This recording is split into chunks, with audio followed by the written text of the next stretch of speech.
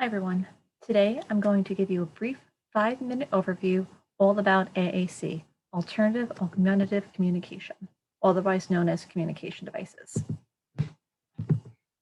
First step is please don't be afraid. I know it can be overwhelming. There's lots of vocabulary, not sure how to implement it. We are here to support you and it's going to be okay.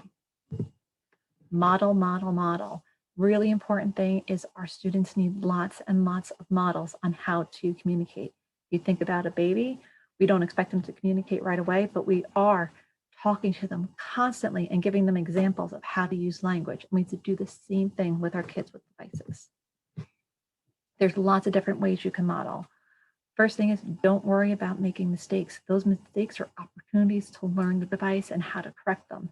Start small, 1 word, 2 words, and using them in lots of places can be a really good place to start. Involve their peers, involve their friends, be great models for them. Don't expect a response right away. Think about babies again. We don't expect them to talk right away, but we're still modeling for them. Stick to those key words that can be used in lots of instances, and make it fun, make it exciting for them. Use the +1 technique. So you start with 1 word. Once they have that word solid, start expanding on it. You may not have to use every word you're saying, but you're still going to talk in complete sentences. And then you're just going to highlight those key words so they can start making those connections. Access. Have a home base, a place where it's consistently kept in the home that's outside of their book bag. So they always have access to it. They may not be carrying it around from room to room in their house, but if they have a place in the house that they know they can always access when they need it, that would be really helpful. Again, make sure it's available to them all times. It's not going to be used at home if it stays in their book bag. And also access doesn't equal cure. That means like I can give you a German English dictionary, but it's not going to make you fluent in German. It has to be modeled, it has to be taught. And that's what these devices are. They're giving you access to language. It needs to be taught how to use it. And if you ever get tempted to take their device away, maybe they're stimming on a button and not being appropriate, you think about what would you do if your child was verbal and they were doing those same kind of verbal behaviors of talking when they're not supposed to. And we teach them when is appropriate to talk and how to do it. Please charge it every night. It's so, so important. I don't know how many times we've come to school and we take their device out of the book bag and it's at 0%. And then it takes time for it to be charged up for it to use. They can't use it if it's not charged. It basically becomes a very expensive paperweight. And a key important thing when you are charging is when you take the plug in and out on either side, you always want to pull from the top hardest metal part and pull out. If you pull by the wire, you can damage the wire. We've had to replace many chargers over the years because the wires were yanked and it made the charger ineffective. And please don't have them use it unsupervised.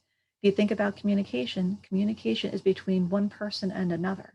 So if there's no one for them to communicate with and they're just staring at their iPad, it becomes a toy, it becomes a stim. You want them to be engaging with someone when they're using it.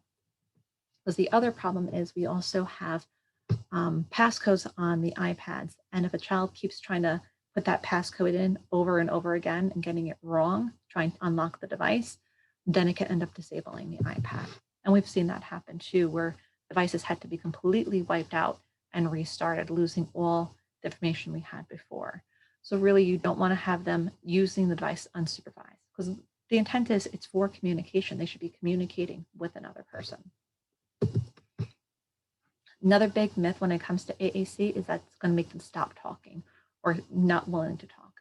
Verbal communication is always going to be easier. If they have the capability for it, they're going to do it. And all the research shows is AAC actually helps increase verbal output if they have that ability because it's providing a very consistent model for them to learn to speak verbally. Core vocabulary is a very small set of words that make up most of what we say, so it's really important to try to focus on those words. So they did a study of a bunch of toddlers and they took language samples of what they said over a period of time, and 96.3% of the words they use are listed above. The one thing you're going to notice, there's not a lot of nouns. There's no animals, there's no colors. Not that those words aren't important, but these are the words that are going to be the most functional for them and get the most bang for your buck in terms of being able to use language in lots of instances. For example, you take the word go, you can use it in transitions. We're going to school, we're going to the doctor, we're going to the playground. You can do it with wind-up toys. We're making it go, make the wagon go. There's all these different ways that you can take this one small word and use it in lots and lots of instances. And the research also shows that they need at least 200 opportunities to communicate every day to become an effective user. So if you think about that, that's a lot of time throughout their whole day. So you want to give them as many opportunities as possible. A lot of times we do focus on requesting. It's very concrete. They ask for something, they get it, cause and effect. So it's a good way for learning. But there are so many other ways that we communicate in our world. We do greetings, we tell jokes, we complain. Kids need to be able to complain about things. So we want to think about all the functions of communication and give them all those opportunities. And having a device doesn't make you an effective communicator any more than a piano makes you a musician. Just because you have the tool doesn't mean you know how to use it properly. So you want to think about that all the time, that just handing them a device is not going to suddenly open up a world of them communicating. They need to be taught, they need to be modeled. So overall, in summary, please make sure it's available to them as much as possible, model as much as possible, focus on core words, and give them as many opportunities as possible to communicate. I hope you found this helpful.